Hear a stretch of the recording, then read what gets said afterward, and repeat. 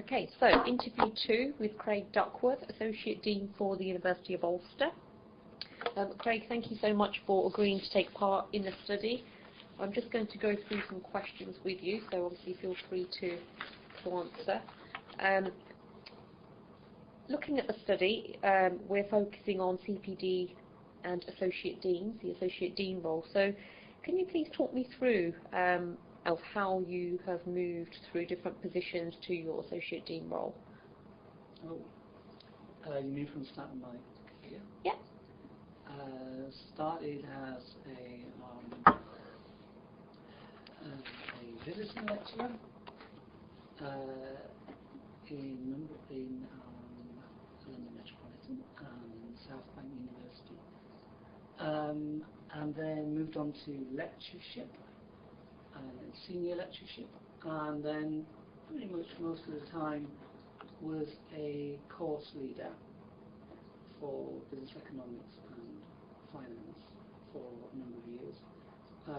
Then some postgraduate course leadership, MSc Sustainability, for example, and then I became a course group leader. That was my first sort of moving, getting closer to middle management as a course group leader. And then from course group leader became a head of department at Anglia Ruskin University based in Cambridge.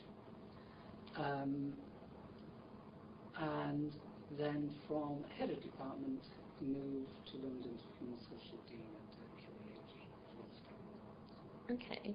And in terms of learning, tell me about some of the key learning aspects moving through some of those roles, and some of maybe the training that you've had, formal or informal training.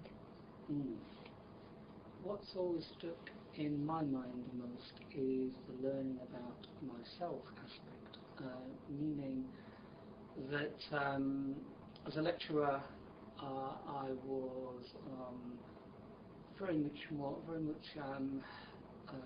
I worked on my own, really, delivering lectures as you do as a lecturer, and then it was quite a transition to move from that to being a course group leader. But I discovered that I was given quite well-defined projects, program development, course design, which involved coordinating all lecturers and getting them to contribute. And the challenge was for it to be a democratic exercise, but to get the job done to deadline at the same time. And I found that I actually enjoyed it. And I actually found that I felt that I was good at it. And that was a real learning curve for me. But I was also, around about the same time, I was putting in a bid for European funding for a learning and teaching project. And that involved working with the research department and Skype calls and conference calls with people in various universities in Europe.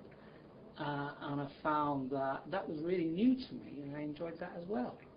So I actually thought that I actually enjoyed the responsibility, and enjoyed the communicating with people and working as part of a team rather than just being entirely isolated, which is how I effectively was as a lecturer. I know you work as a team sometimes in a module that's not quite the same.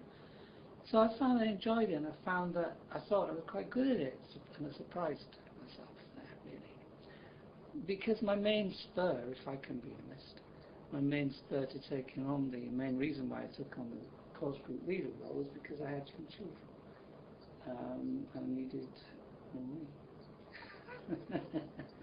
So the role of course group leader that you discussed, did you have any formal or informal training moving from a lecturer? How did you know what was involved within that position? The public universities, don't know how true this is of organisations widely. I've only experienced what I've experienced, but there seems to be a bit of a sink or swim attitude towards people when they do get promoted or they do get into any position really.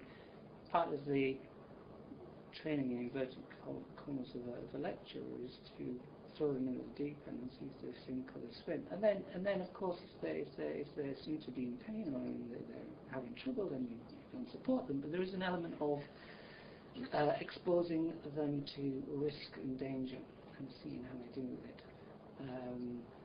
So there was a lot of that. There was a lot of just really learning with, I would say, perhaps it's just true of me, but I would say with quite limited support. However, when I got into became head of department, there was more support then. There was a quite effective training program, a couple of lengthy sessions, 360-degree feedback type things, and so that there was more training, more formal CPD around the head of department role, and I found that enormously helpful. Yeah, and I think coming into a place like this, there's an assumption I think that you bring with you your skill set, and that you don't really need it, your CPD. So there could be a bit more recognition that moving between organisations in different parts of the sector is quite can be challenging, and perhaps there should be a bit more support in this. Okay. So just to go back one step, as a head of department, you felt you had training, but as a course group leader, you felt that you didn't. Is that correct? Yes. Yeah. Course group leader was a kind of there were no line management responsibilities. It's kind of a strange hinterland where you have no, as I say, no line management responsibilities, no authority, and what you do, you are largely implementing plans that have come from above you. What's interesting and where the autonomy lies as a course group leader is in, if it's a project to develop curriculum, then your ideas about curriculum can come into play, and that makes it an interesting kind of role. But I think because there aren't formal line management duties, I think that's one reason why there isn't attention paid to it in terms of some sort of formal CPD, structured CPD. I'm aware I might be talking about my own experience, and I can't speak with confidence about a wider context. Yeah, but there is that. There's also that. As a head of department, there comes a point at which you start to be part of the senior management team, and you are no longer part of the no longer part of the lecturing team.